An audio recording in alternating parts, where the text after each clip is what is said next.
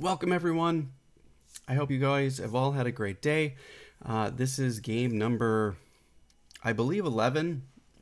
I could be wrong, but I'd have to go look at my notes. If I'm wrong on that, please correct me in the comments. But this is the round 2, and you're like, whoa, whoa, whoa, whoa, whoa. This isn't round 1.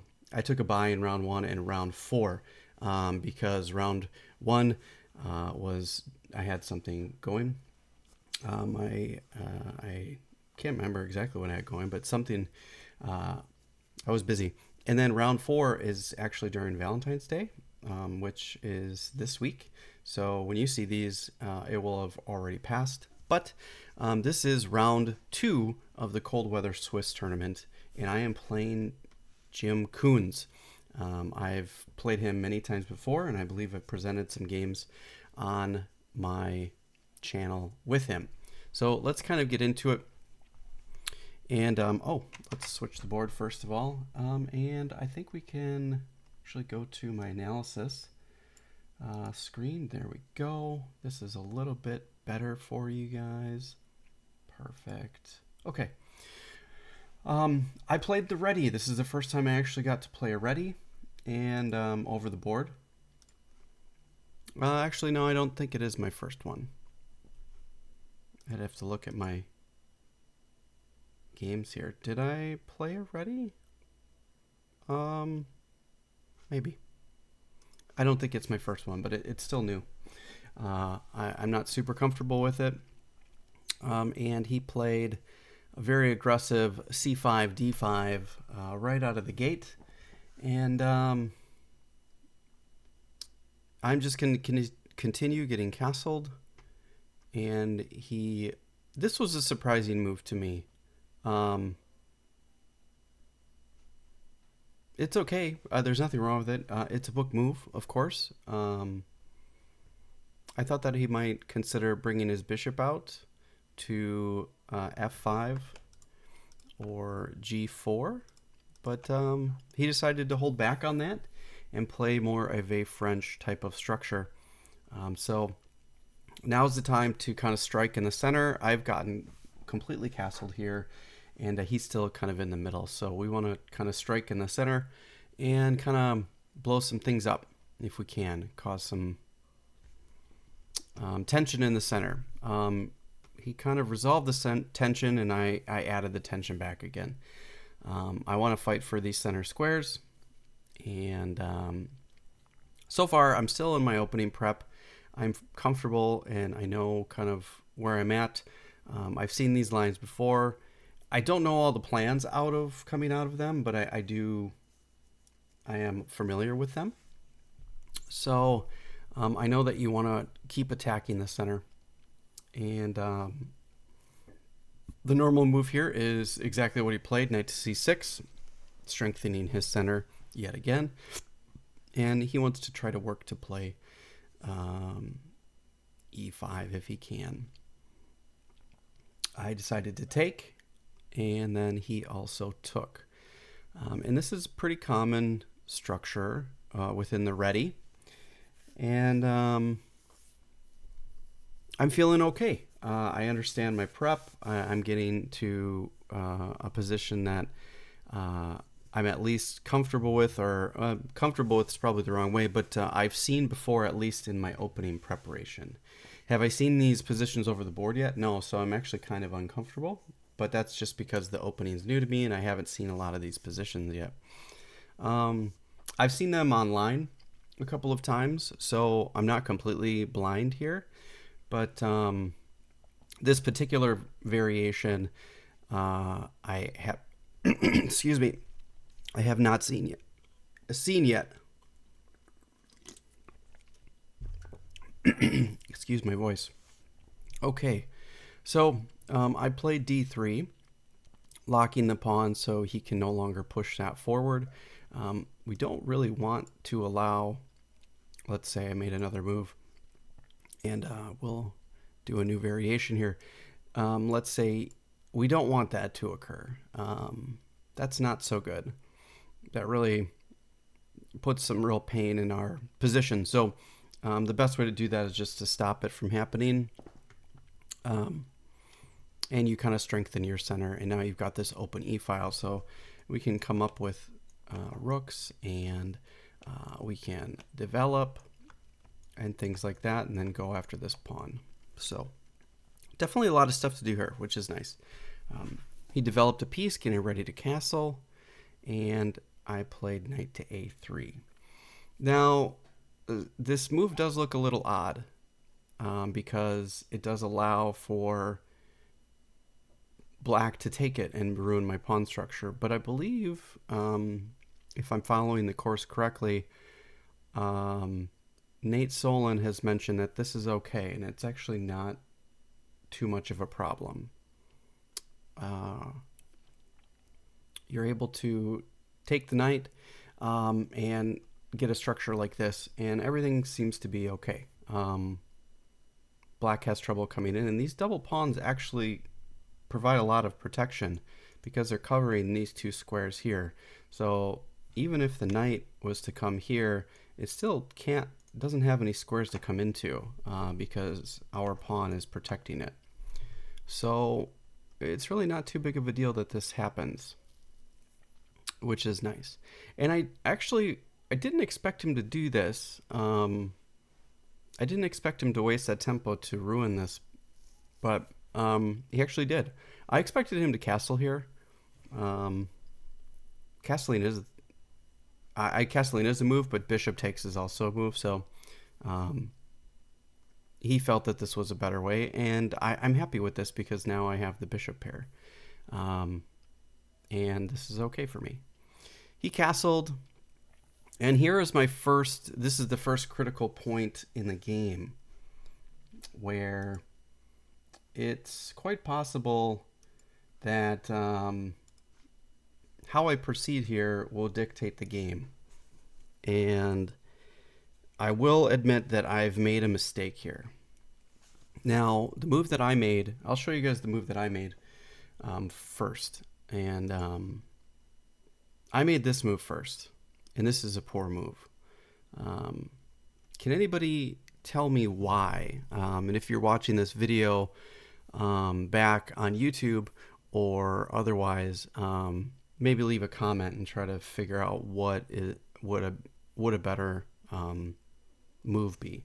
And then also tell me, if you can comment, tell me why this move is no good as well. And you guys cannot see the next move, so I think it should be kind of obvious, but for some newer players it might be really difficult to see. So I'll give you a hint as to why this is bad. This is the thing right here. This is why it's bad, this key square. So for those of you that are trying to figure this out or maybe left comments, the move that could be played would be e5. And that kind of stops your bishop from doing anything. And now it looks just silly right there. Which is exactly what happened.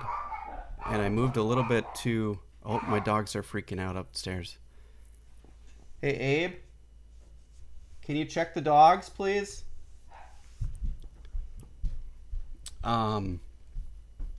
So, yeah, this is kind of a problem. And it became a problem. It's positionally just not a good way to go.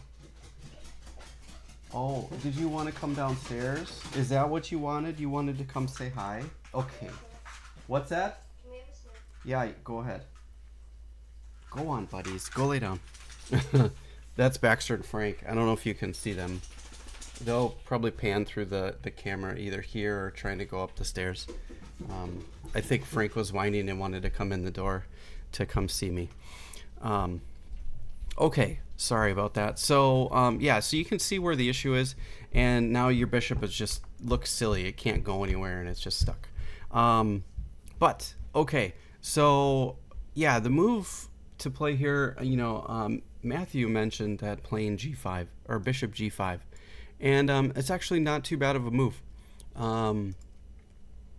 This is a move that you can do, and it's really not too bad. It gives you the ability to peel off your dark squared bishop, which is kind of going to be stifled, um, and you can peel off their really good knight.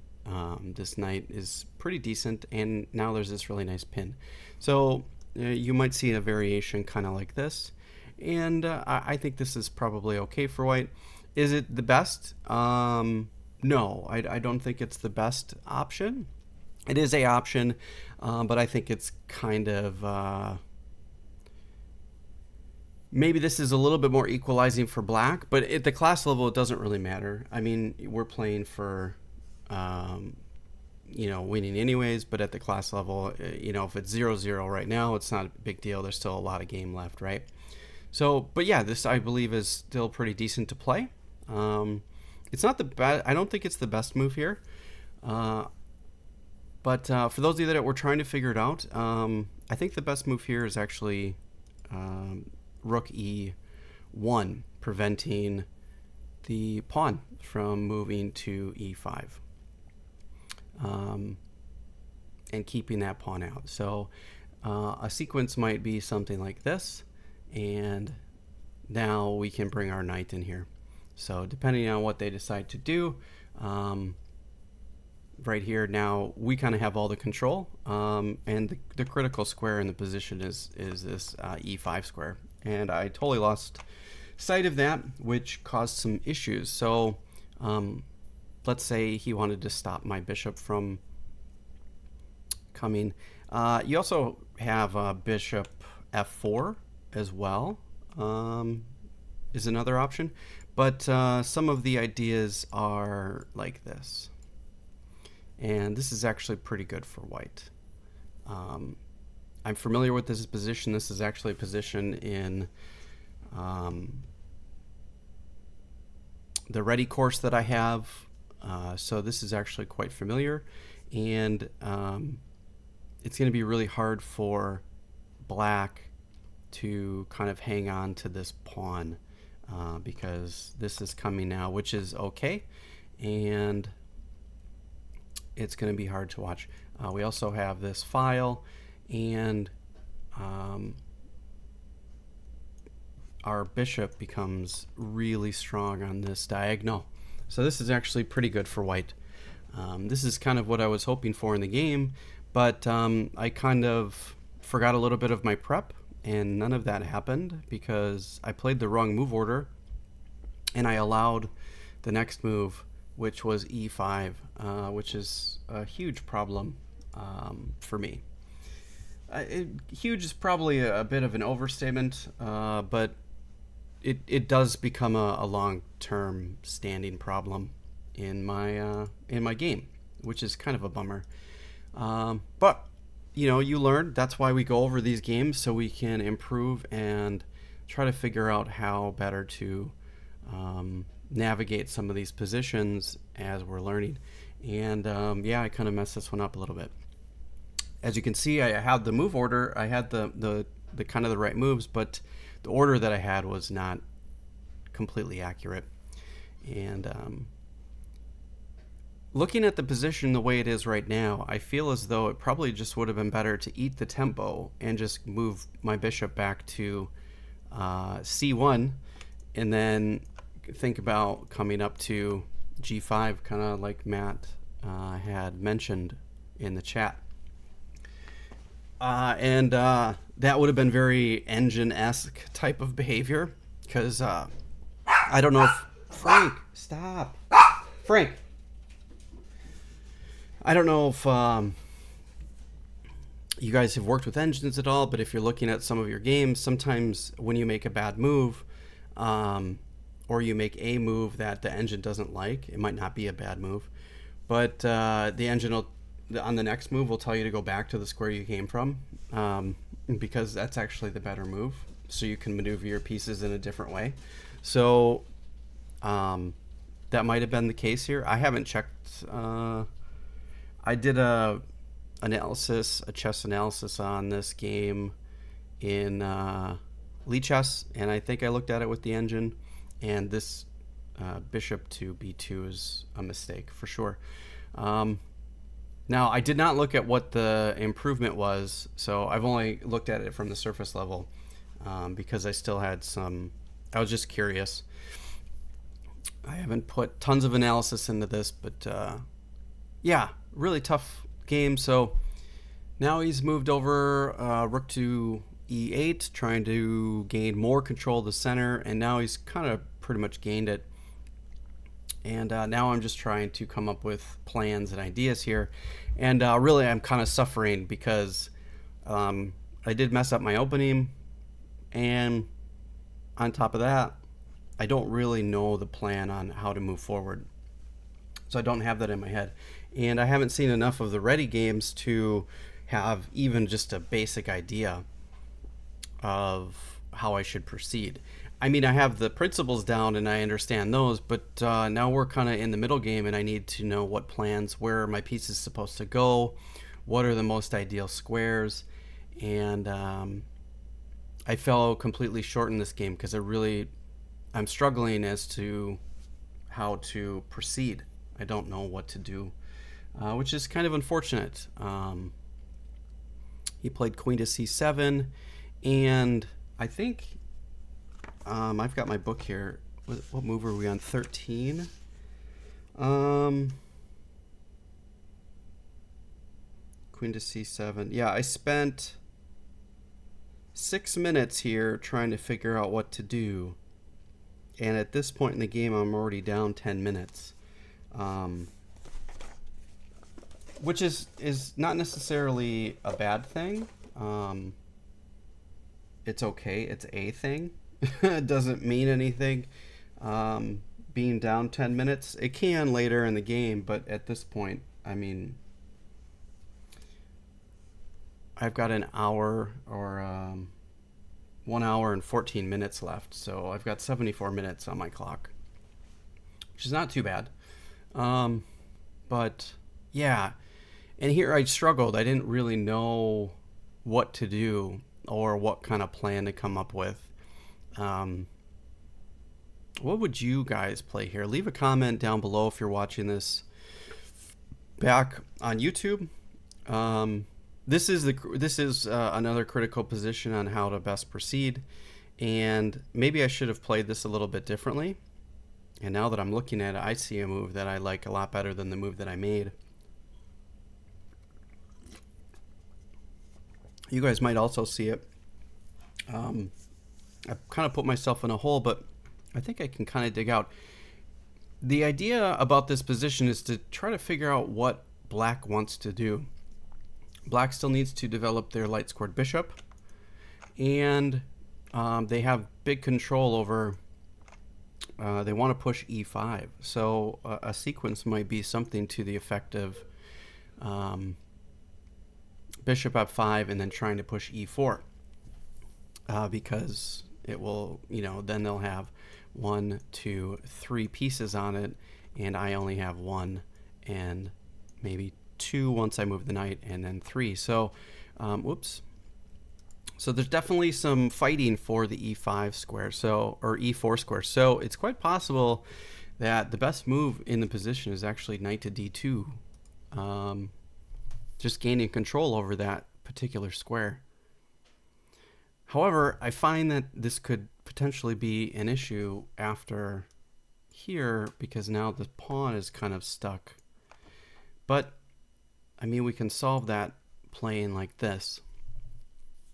And I don't think we want to go the other way. Why wouldn't you play this move? Mainly because this bishop's lined up with your queen and rook, and that just, it has the potential for a lot of danger, and I think that's probably not the best way to go. You'd have to be extremely careful, and it could make your calculations much more difficult. So I think the queen to e2 might be the way to go. And then if something like bishop to g5 or g4, then we can just kick the bishop back. And yeah, we did have to lose this concession by pushing, f3, but that's okay. These are some of the things that you do while you play chess. You have to fight for control. And I didn't think of these things during the game, unfortunately. I do like that move, actually, and I think that would have been a better sequence than what I played. I played knight to g5, and you might look at this and say, oh, what's the point of that move? Um, there's not. I mean, there is, but in the sequence that I thought that I saw in the game played out, but it's not actually a good sequence. Not for me, anyways. For the white side of the pieces, it's not so awesome. Uh, some of you might be able to identify that I am trying to control this square, and then the idea was to maybe have some sort of mass liquidation of, well, this piece, this piece, this piece, and this piece. And if we were to just remove all those pieces and then look at the position, you might be like, oh, okay, um, I have a bishop against a knight in the endgame, but my bishop is kind of stuck and I have a long way to get it free. And it doesn't really have any good squares. So um, let's for a moment take a look at that and go ahead. So he played here, I moved my queen out, and then he came to attack here, and then also, like you can see, he's trying to control the e4 square. And here I was kind of stuck. I didn't know what to do. I thought about making my move here, but I was at the point in the game where I'm like, okay, I don't really have a plan. I'm trying to figure out what to do, and my bishop on b2 is useless. So I came up with a plan of pushing a4 and then bishop to a3, so at least it gets a little bit of activity. But even that was kind of probably wasted, unfortunately. And where is this a4? Yeah, I spent another 6 minutes.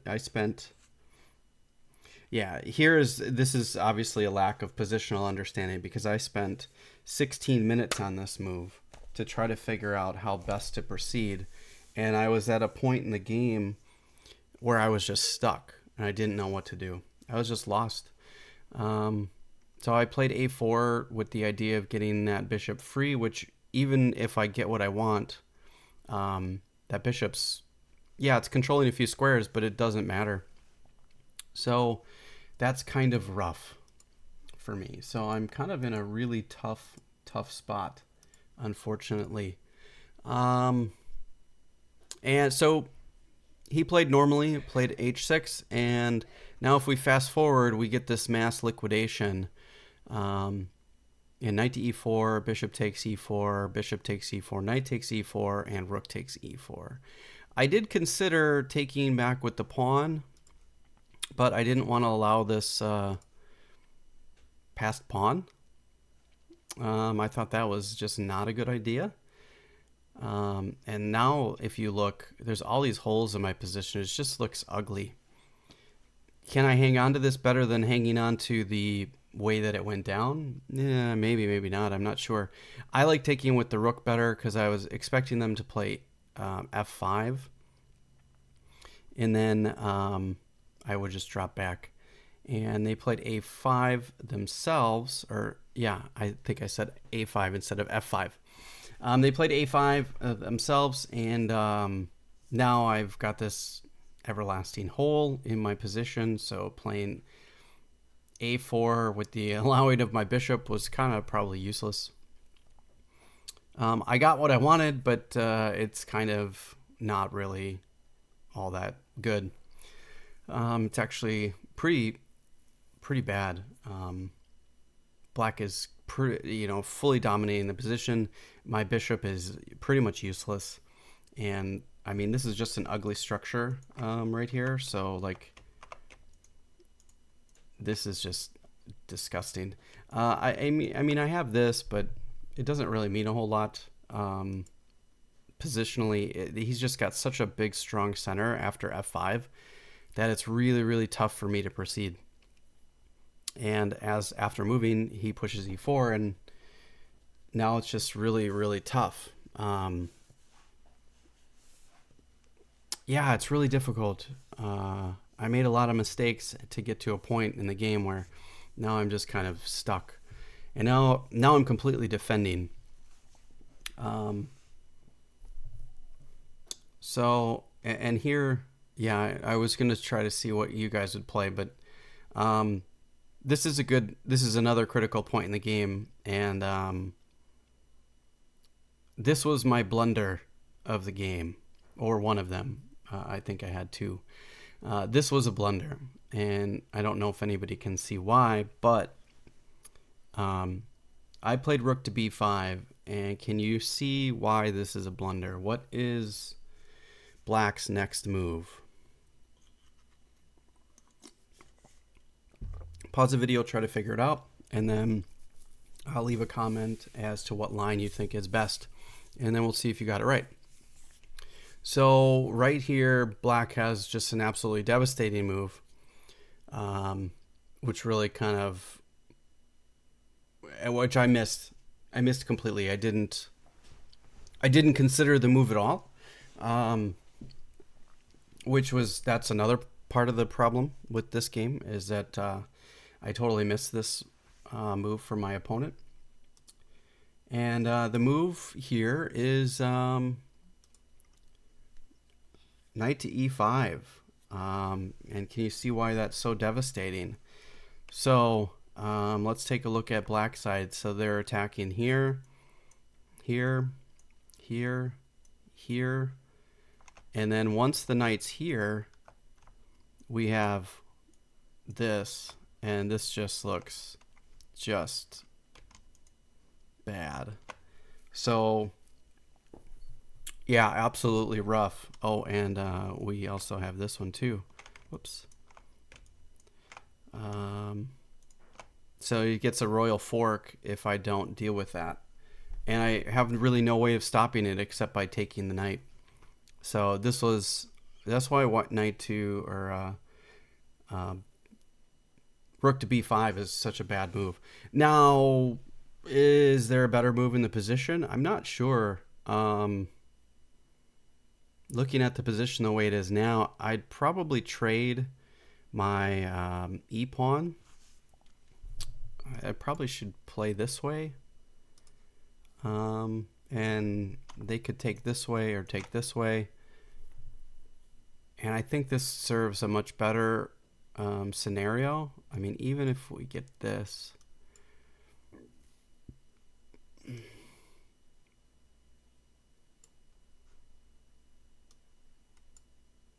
oops, not far enough, sorry. Overwrite. So yeah, this is a lot better, I think, for white than what I played. This is still a problem. These pawns are just very difficult. The queen's going to come up here, and look at, I mean, this is just going to be very difficult to deal with. And once the queen's up here, black can try to trade off this knight, and I'm just stuck with a bad structure. So I don't even know what I would do here as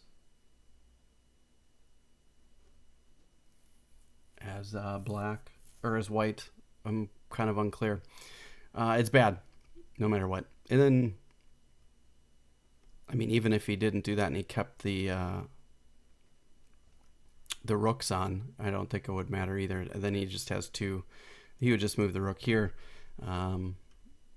Let's whoops. Where is that? Here, and then let's say he goes here. New variation. And I don't even know really what to do, but they can move the other rook over here, and just, this is tough. This is bad. So I played this, and I decided to take it, just because I can't allow this to happen at all. So I have to take it. I'm kind of stuck, which is really difficult to deal with. And oh, I wanted to leave those there, but that's fine. So it takes, and he takes. And here I thought I need to alleviate some tension. I need to gain some space for my pieces. And I thought, okay, let's take, and gain some open lines. And this probably wasn't the best option, but I'm trying anything at this point. I'm kind of grasping at straws. And as you can see, he's got these menacing rooks with these two forward pawns. Very difficult to deal with. And I found an interesting counterplay here, and I thought, oh, if I can force a queen trade, I can fix my pawn structure, and maybe I have a little bit of a chance to hang on. And I actually got to this position here. He played this, which I thought was interesting to try. But I went here. He went here to try to take the pawn, and I attacked his queen. And I thought, oh, well, okay. I feel like I'm doing okay. I don't know that he can smash through these pawns, and I could tell he was extremely frustrated with his play because defensively, I'm just like barely hanging on, I think, and maybe an engine would be able to just push this through, but humanly, this is hard to deal with, and really, really hard to kind of get through. So he takes, I take, and I feel pretty good about my structure at this point, because now if I don't move any pawns and I just sit on the position and maneuver my pieces to blockade the pawns, he has to figure out a way to push through, and that's what we work towards. So my endgame skill right here was actually extremely good, surprising, because now I'm like, oh, and at this point in the game, I'm like, oh, I have a draw. I don't think he can get through. And then, yeah, I made another blunder, which I kind of showed it, unfortunately. But yeah, kind of rough. But yeah, I think if I just shuffle my rook back and forth right here, I think this is a draw. Black has to try to figure out how to break through and cannot. And I don't know if there is a way to do it. Can you guys see any way to get through? I don't. My bishop is controlling key squares, so the king can't come in. If he wants to do anything, he has to trade all this stuff off. And he can't, because the first thing I'm going to do is I'm going to take this way. So if he comes down here, I'm pretty safe. I'm pretty safe here. I think this was h4 was the wrong pawn move. I think if I just didn't move and I just shuffled my rook back and forth, I think it's a draw. I am curious. I don't know if I can do this while I'm streaming, but I'm going to try. Oh, geez, that messed up. Yeah, the engine says you can break through, but yeah, it does want me to just shuffle my rook back and forth. Interesting. Okay, we're going to stop that and then close. So that's weird. So yeah, I mean, the engine will allow you to break through. Oh, this is all messed up now. I shouldn't have done that. Okay, that's fixed. Sorry about that. So yeah, the engine still thinks it's, pretty amazing for black, but humanly, how do you break through? I don't know that there's a way. But I allowed it, and mainly because I saw this. I was like, oh, this is going to be great. I feel really good. I get this fork, and then this happened. And I thought, oh no. And even here, I think I've kind of messed up by going backwards.